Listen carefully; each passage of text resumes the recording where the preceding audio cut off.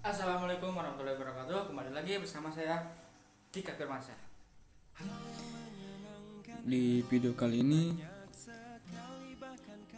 saya Dika Firmansyah dan Awan Raswan dengan mata kuliah kewirausahaan dan dosen Bapak Mudiam MPD. Yang pertama adalah regulatory issues dan yang kedua perencanaan fasilitas. Yang pertama yang akan saya bahas adalah regulatory issues. Regulatory issues masalah hukum atau illegal issues di suatu perusahaan yang dihadapi oleh legal officer adalah banyak sekali, dapat disimpulkan menjadi dua kelompok, yaitu isu-isu hukum internal dan eksternal. Internal atau internal legal issues di dalam internal perusahaan hukum berkaitan dengan yang pertama adalah tenaga kerja dan yang kedua permodalan, ketiga masalah pengadaan bahan baku, keempat masalah alat produksi, dan yang kelima masalah restrukturisasi. Yang pertama adalah tenaga kerja. Tenaga kerja adalah di dalam ruang lingkup tenaga kerja ini beberapa masalah tenaga kerja yang perlu dicermati ada seperti perjanjian kerja, peraturan perusahaan, dan semua peraturan perundang-undangan ketenaga kerjaan yang harus dilaksanakan oleh perusahaan.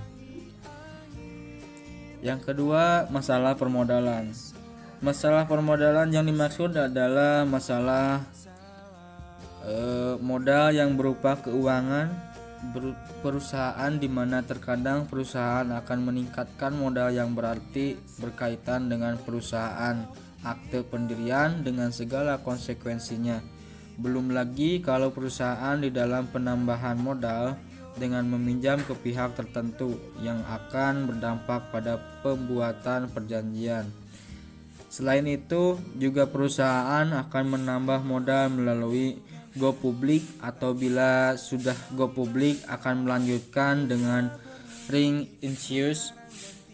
Tentunya banyak aspek legal yang harus dipersiapkan untuk hal tersebut. Yang ketiga adalah masalah pengadaan bahan baku. Untuk perusahaan industri yang menghasilkan barang, maka pengadaan bahan baku juga banyak menimbulkan masalah. Permasalahan hukum, misalnya pembelian bahan baku atau perjanjian pembelian. Jika melakukan penambangan sendiri, maka aspek hukum penambangan yang sangat rumit merupakan tantangan yang harus dibereskan.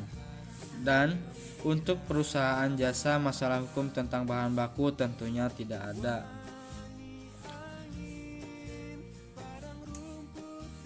Yang keempat adalah masalah alat produksi. Perusahaan di dalam melakukan produksi tentunya sangat memerlukan alat-alat produksi seperti mesin, kendaraan, dan lain-lain.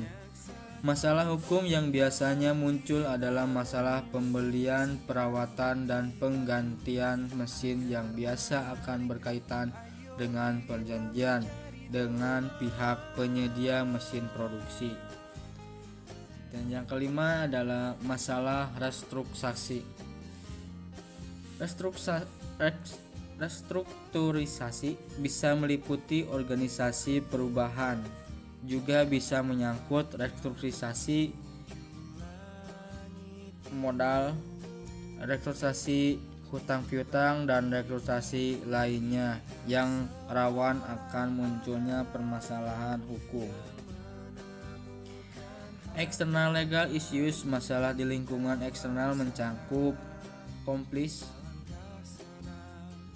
Hal yang paling penting yang berkaitan dengan external legal issues adalah permasalahan kompleks, yang artinya harus mematuhi semua peraturan perundang-undangan yang dikeluarkan oleh pemerintah yang menyangkut dengan masalah perjanjian atau perpajakan. Yang kedua adalah masalah pencemaran lingkungan. Masalah pencemaran lingkungan, di samping pajak, pemerintah sangat konsen pada masalah pencemaran lingkungan. Pencemaran lingkungan tidak hanya masalah populasi atau polusi, namun juga masalah lingkungan sosial dan lain-lain yang aturan hukumnya harus diketahui seorang legal officer. Yang ketiga adalah pengembangan perusahaan.